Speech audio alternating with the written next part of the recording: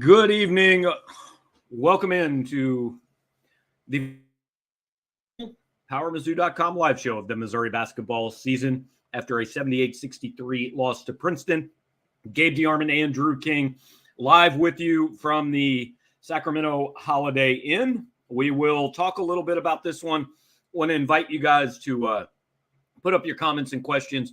Alex Stenman running things behind the scenes. He'll put your comments on the screen as we go through the show. Going to be honest, guys. Don't expect this to be a long one. Not a ton to say about the game. Expect there's going to be a lot of frustration. So you can air that here. Drew and I will let you do it and probably tell you why we believe some of it is misguided, but that's fine. So anything you've got to say about this game, feel free. We'll get those up on the screen throughout the show. Before we do that, do want to, again, this is the final one. So I want to thank our friend James Carlton, who's been with us all season, State Farm Insurance.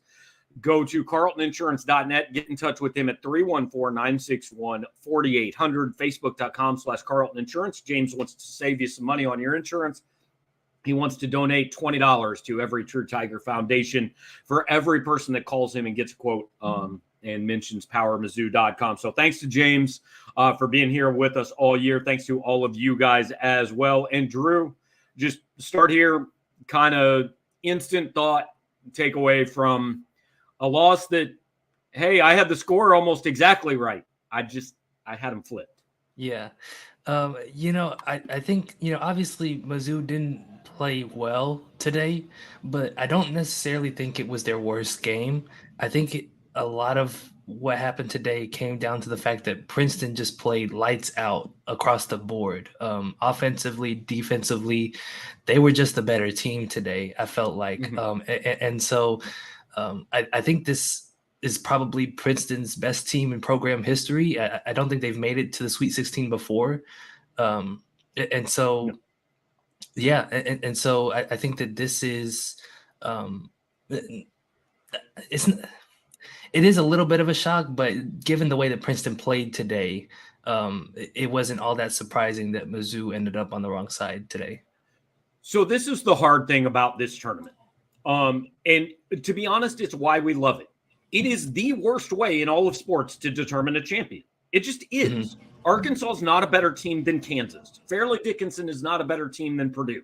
Princeton is not a better team than Arizona or Missouri. I mean, let's be honest, Drew, this isn't Princeton's best win in the last 3 days. But if Princeton plays Arizona 10 times, I think they lose 9. If Princeton plays Missouri 10 times, I think they lose 7. But on that day, Princeton was the better team in both games. Because if you had told Mitch Henderson, here is a piece of paper, write down your script for how you win this game, he wrote that game. And his team deserves credit for, they just did everything right. We were talking on the way back from the arena. There were 2 different times in that game I thought Missouri was going to win. That a 7-0 run to end the first half. And I texted you, they might have just saved their season. And then they come out and they get a stop and they get a score. And it is a 5-point game. I 100% thought at that point, Princeton was going to melt a little bit and Missouri was going to win the game. And it didn't happen. And that has a lot more to do with Princeton than it does with Missouri. Absolutely. And the thing about it was Princeton kept doing that, right? Because Mizzou cut it down to single digits a couple of times in that second half, and Princeton always had an answer for them. So, like we said, Princeton played lights out tonight. It was their night. I don't think it was necessarily that Missouri had its worst game. I thought they did a couple of things well tonight. It was like everything that could have gone wrong for Mizzou. Like when you look at what's happened in their previous losses, they kind of got exposed in every part of it, right? They got exposed on the boards. They didn't get turnovers. They didn't make enough threes. So I think it's a lot of the credit belongs to Princeton in this one. So I thought 2 things happened. Princeton exposed the problems that we knew Missouri had, right? Rebounding, we knew that was a problem. 3-point defense, we knew that was a problem at times. The reason Missouri lost, though, because they have won games against teams like this and teams better than this with those problems existing. The reason they lost today was that they also had a couple of other problems, namely 28% from three-point range. Yeah. Boy Hodge scoring 2 points in the entire game. And what happened that I didn't expect was that Kobe Brown was unable to score in the paint. I mean, Princeton's guys were better defensively than he was offensively. The first 4 possessions of the second half, Missouri gave Kobe the ball and they let him go to work, exactly like they did yesterday against Utah State with 11 minutes to go. And you know what happened? Princeton stopped him 3 out of those 4 times. And the numbers, 12.7 rebounds, 3 assists, they don't tell the story because Kobe hit 2 threes, his only 2 threes, with like 2 minutes left. The game was over. They didn't matter. For all intents and purposes, Kobe had 6 points when that game mattered. Missouri can't win when Kobe has 6 points. Yeah, absolutely. And I think part of it too, I thought the refs maybe didn't call it as tight as yesterday. They definitely let some contact go, especially in the paint for sure. But like you said, like the plan was to get Kobe the ball, right? That wasn't the issue tonight. And it was just that Keyshawn Kellman and Tosan Awoma did a really good job of stopping him when he got there. They sent a whole bunch of double teams his way. Kobe talked about how, he's seen double teams before, obviously, but what Princeton did a good job of was taking away his vision so that he couldn't find the open man on the weak side, right? Because that's what he's supposed to do when he draws that extra attention. You nailed it. Princeton's game plan was executed to a T, and it really affected how Mizzou usually wins games, which is to get Kobe the ball and either have him score at the cup or find the open man with his passing ability. And he wasn't able to do that today. Yeah, and the one interesting thing that Mitch Henderson said that, frankly, I don't agree with, he said, I thought our very best could beat their very best. And I don't agree with that. If Missouri plays its very best, even with Princeton playing well today, Missouri wins that game. And I believe that because I think Missouri's a better team, and there's a reason they were the 7 and Princeton was the 15. I find that interesting too, because yesterday he talked about we haven't really seen the athletes that Mizzou has, or the speed that they have. So I don't know think it was something that a coach says, Sure, yeah, definitely. And look, Tiercell says no way Mizzou beats them 7 out of 10. I think they do because I think it was. Yeah. What was that? C- D+ Missouri? Is that fair? Or would you say better? No, I'd say it was probably like a C- Missouri. So C- here's the other thing. Missouri lost to A Princeton and was at times in the second half 6 points down to A Princeton. I mean, so if they play 10 times, Princeton plays A game maybe twice, right? And Missouri plays a D game maybe twice, And if those fall on the same day, that's what happens. And the thing was, they've been in that exact same situation before where the other team was up double digits. They make a run at the end of the first half, right? Talking about the LSU road game, and then they come back in the second half to win it, right? So they've shown that they can win those types of games. They just weren't able to today. The LSU road game and the Georgia road game. And you know what the difference in those 2 games was versus this one, Drew? Princeton didn't turn the ball over. Yep. Princeton didn't ever let Missouri. They let Missouri get a couple 7-0 runs. They never let Missouri get a 15-2 run because they never turned the ball over. And so you see the numbers here, guys. Rebounding, we knew it was a problem. Look, the 3-point field goals, 12 of 34. That's not a ridiculous percentage. They shot so many. Now, Ryan Longborg and Blake Peters were 9 of 20. And those guys won the game. The interior defense on Kobe and Ryan Longborg and Blake Peters shooting won the game. I wrote this in my quick thoughts after the game because I had a lot of people saying, well, yeah, of course you're going to lose when you give them so many open threes. I mean, first of all, Missouri's given up open threes all year. Princeton shot approximately the same percentage as Missouri opponents have all year long. There were 2 differences. First of all, when those came. Every time Princeton needed a shot, they got that shot. And here's why they got that shot. Because in the first half, Missouri went man-to-man defense, and Princeton was killing them inside. That at one point in that game, points in the paint were 22-10 in favor of Princeton. So what did Dennis Gates do? He put Mohamed Diarra in the game, and he went with a 1-3-1 zone. And Mo Diarra was the guy underneath the basket. And Drew, you tell me if you saw it differently. It looked to me like they told Mohamed Diarra, you are under the basket. That is where you are. You are not chasing this out to the corner because we need you to protect the paint. So when he stayed in there and protected the paint and they found that guy in the corner, there was nobody on him. But the point is, they went man and they got killed inside. And then they went zone and they got killed outside. That isn't getting out coached.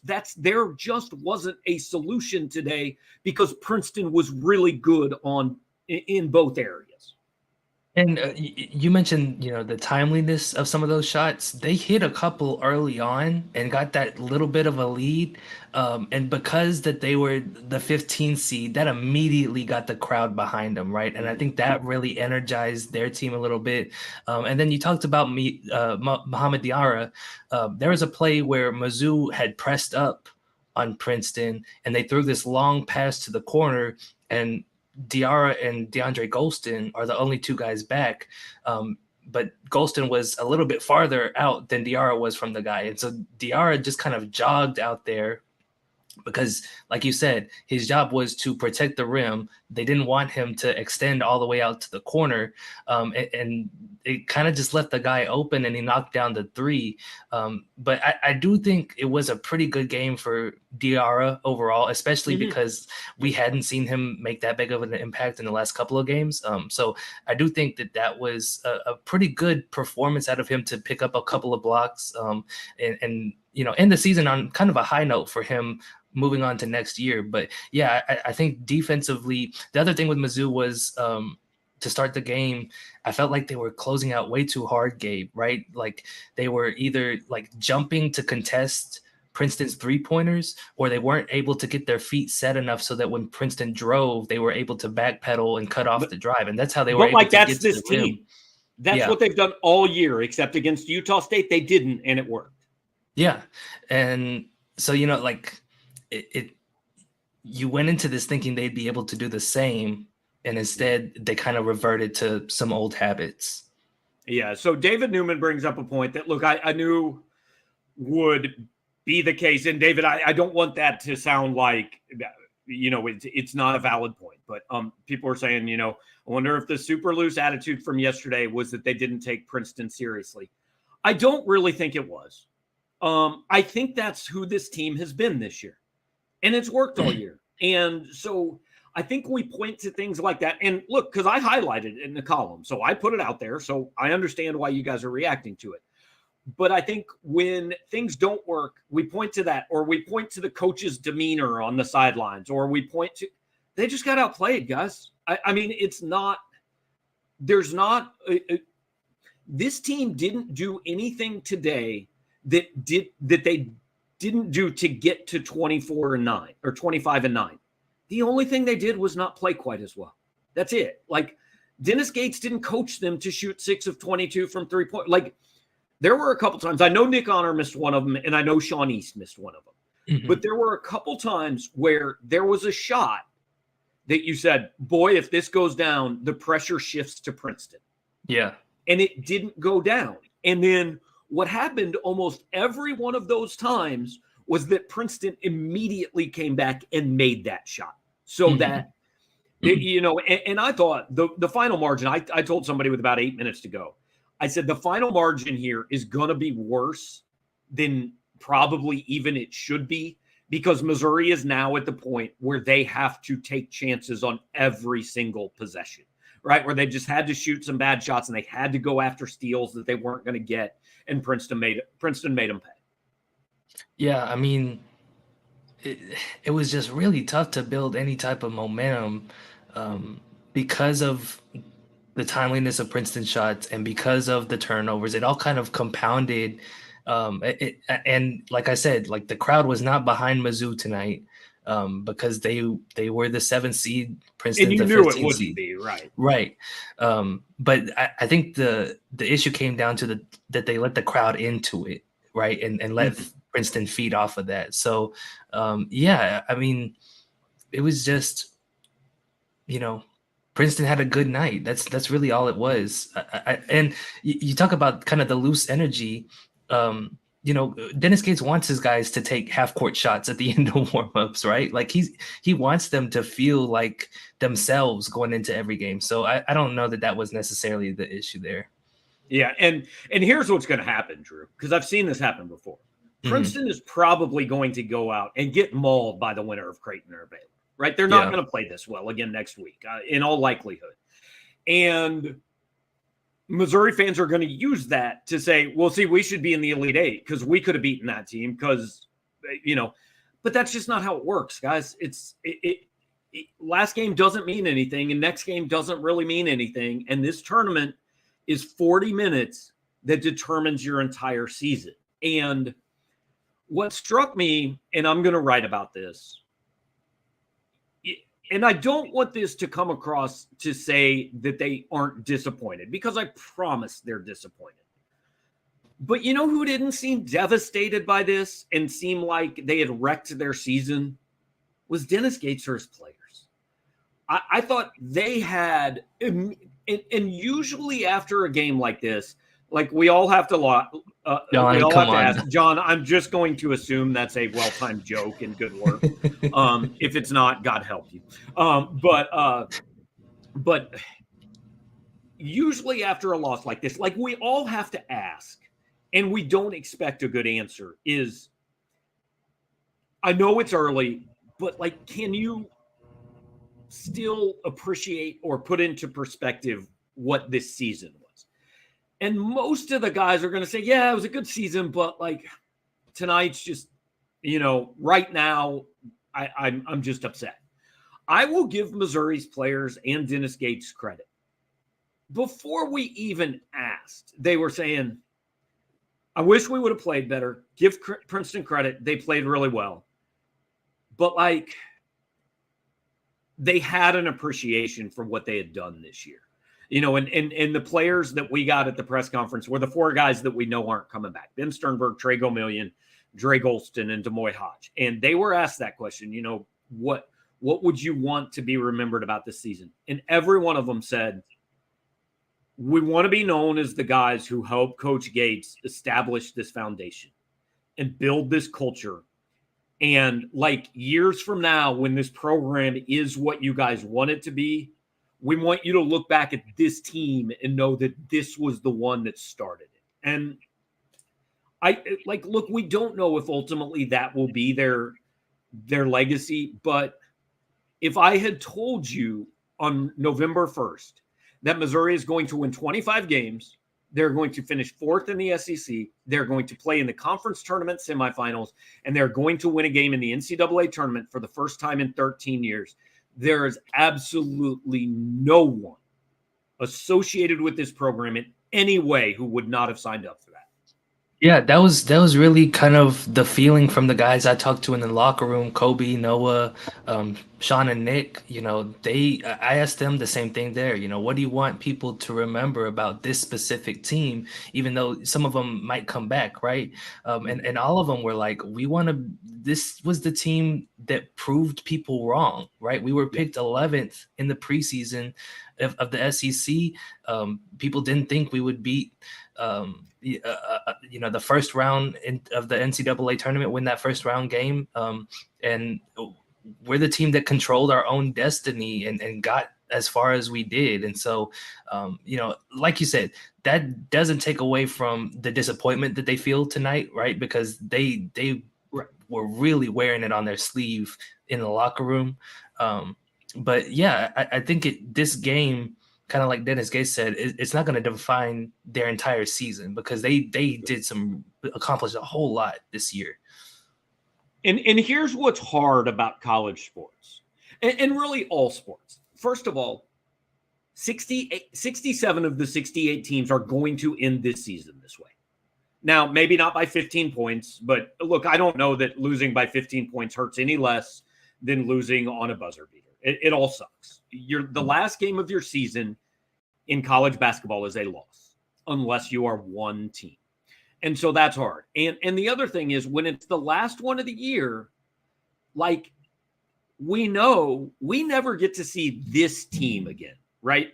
We will see a Missouri basketball team next year, and it might even be a better Missouri basketball team, but we won't see this one. And Michael Kaiser is asking who's back. So the only ones we know aren't back are Sternberg, Golston,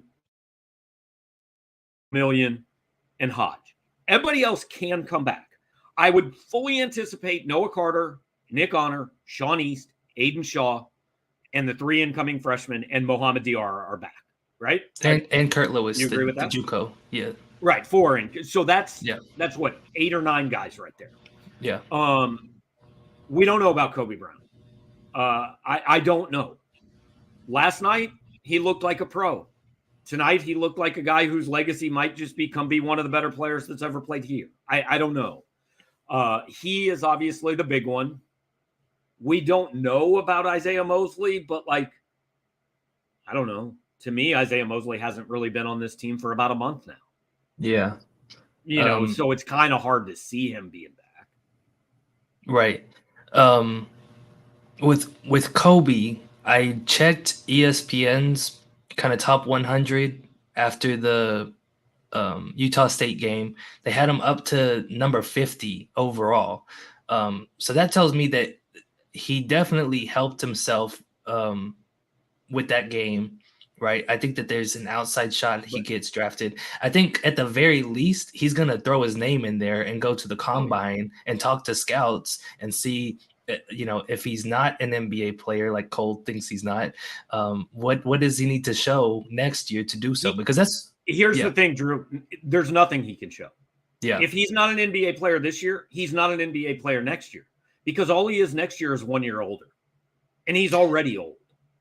That's true. I'll say this, that a lot of people think the 3-point shooting might be a fluke, right? And if he can do it again next year, that might help his case a little bit.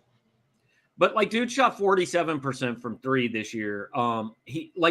I just don't think there's anything else he can prove on a basketball court. And the thing about the NBA, so let's say that 50th is 10 spots too low.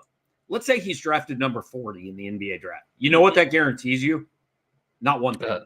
Nope. Not one. Basically, if you are drafted outside of the top 15 in the NBA draft, like, you have almost no, you have at best a 50-50 chance to make a roster. Is that about fair, do you think?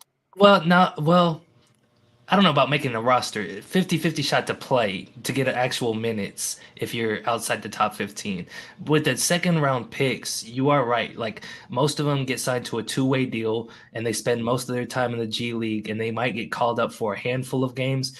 A lot of them don't, right? And a lot of them might play in 3 NBA games for their entire career, and that's the end of it, right? So for Kobe, his decision has to come down to, like, is taking that shot this year worth it, right?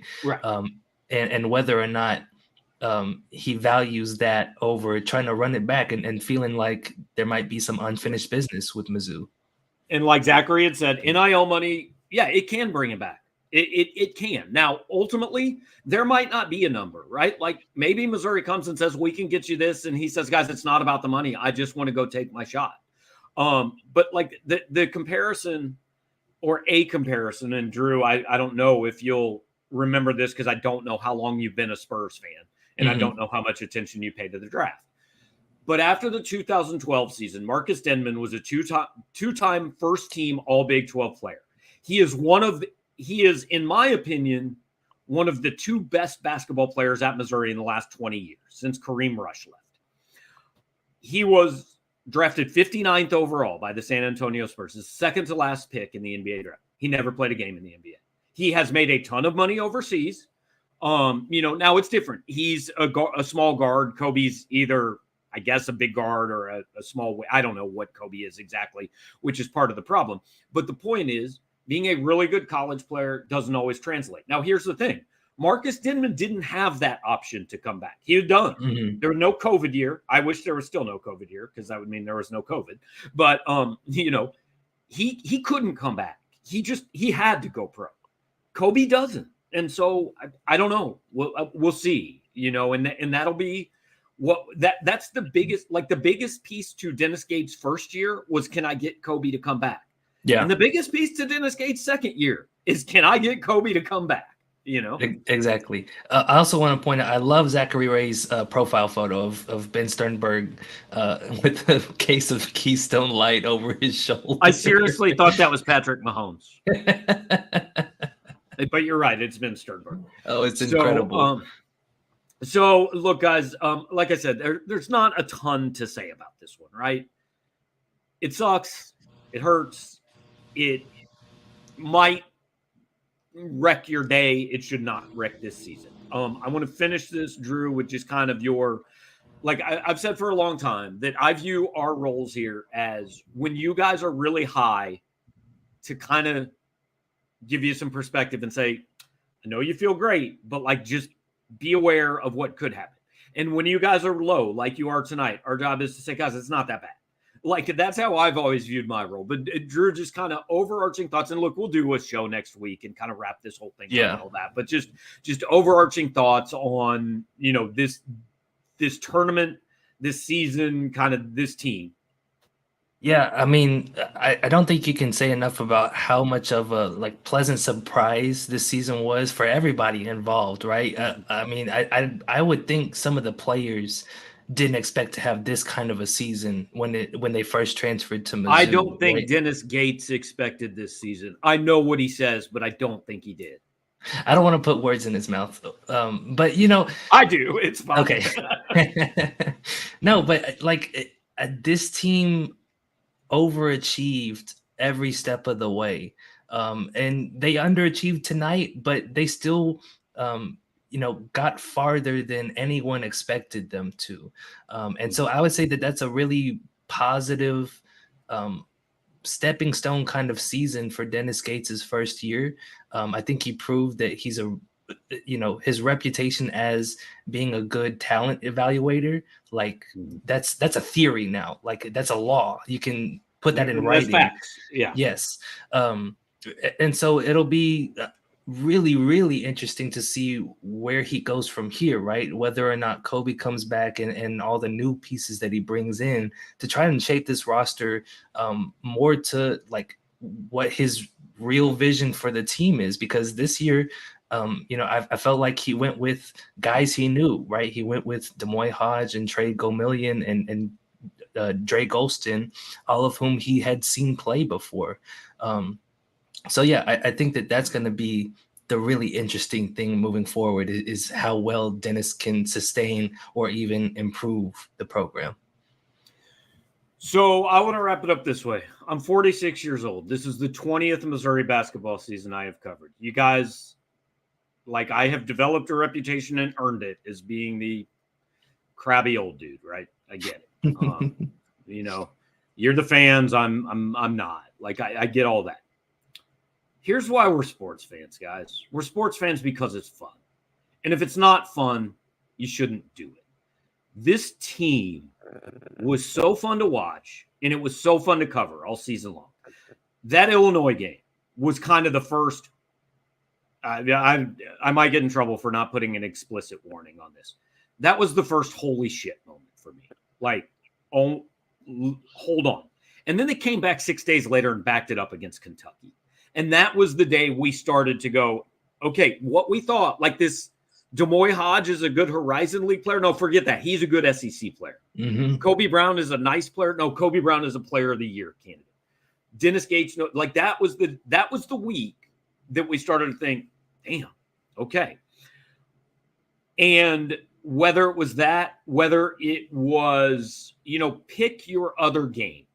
Whether it was Dre Golston winning 2 games on 40-footers, whether it was beating Tennessee twice, whether it was ending the 13-year streak in the national title game, they did not win the national title game, the NCAA tournament first round, right? Whatever it was,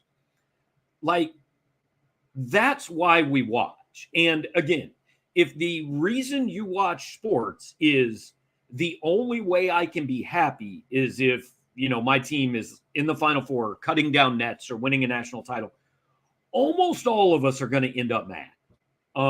And like, we truly do appreciate how invested you guys are in this. And I've been pleasantly surprised at the comments and the reaction here. I think an hour later, everybody is starting to settle down and have some perspective on this. And that's great. Yeah. But like, this has to be fun. And if it's not fun, like, stop doing it, right? Like, I remember 2012 was the year Missouri lost to Norfolk, and Kentucky and Kansas were playing for the national title. And that was the day I felt like I grew up and I was a full-grown adult, because I said, the only thing I can possibly feel by watching this game is relief. So you know what I did? For the first time in my conscious lifetime, I did not watch 1 second of a national title game.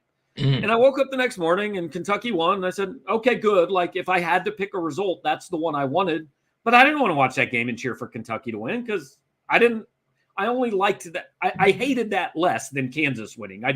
But I still didn't like it, right? So it's about the journey, and the journey that Dennis Gates and this team has taken Missouri fans on. I hope that 3 years from now or 2 years from now, he is standing at a Final Four doing a press conference and cutting down a net, and you guys can look back at this team in that way that they talked about. But even if they don't, like, I've covered 20 seasons and this one's in the top 3 of just the most I've enjoyed it. And they're good kids. And we didn't have to cover any stupid stuff. Like, you know, Alabama might cut down a net, but that's not a fun season to cover. This was a fun season to cover. Yeah, absolutely. I agree with you 100%. So, guys, appreciate it. Drew and I have a 6 a.m. flight out of Sacramento tomorrow morning. Woo-hoo. We're going to be traveling. Yeah, we're going to be traveling. And David, totally agree. Like, I don't want to end this without publicly saying on this show, where a lot of you guys have joined us all year, you know, Drew has done a phenomenal job covering this team. I'm glad that he got a team that was fun to cover, and that he could bring you guys a lot of those stories. I'm glad to be a part of it, but he did the heavy lifting this year. So appreciate you guys all being here throughout the year. Appreciate our friend James Carlton, carltoninsurance.net. I'm going to remind you one more time, carltoninsurance.net, 314-961-4800. Get in touch with James. He'll try to save you some money on your insurance. He will also give $20 to the Mizzou NIL Collective on your behalf if you get a quote from him and mention Power Mizzou. Before you leave this one, like the channel, like the show, subscribe, do all those things. It's not going to be every week necessarily. We are still going to do some of these shows and podcasts. We'll bring Gerard Hamilton, Sean Williams back into the fold a little bit, mix it up a little bit. We'll give Drew a few more days off, because trust me, guys, he's worked harder than I have this season, and I need a couple days off. So I know he needs a couple. But appreciate you guys truly hanging out here and making this fun for us to do. We have enjoyed it. It's been a ball. We've got a little more writing to do, and it's the off season, guys. Portal's coming. It's going to be a good time. Talk to you next time. Thanks, Drew. Thanks, Alex. And thank all you guys.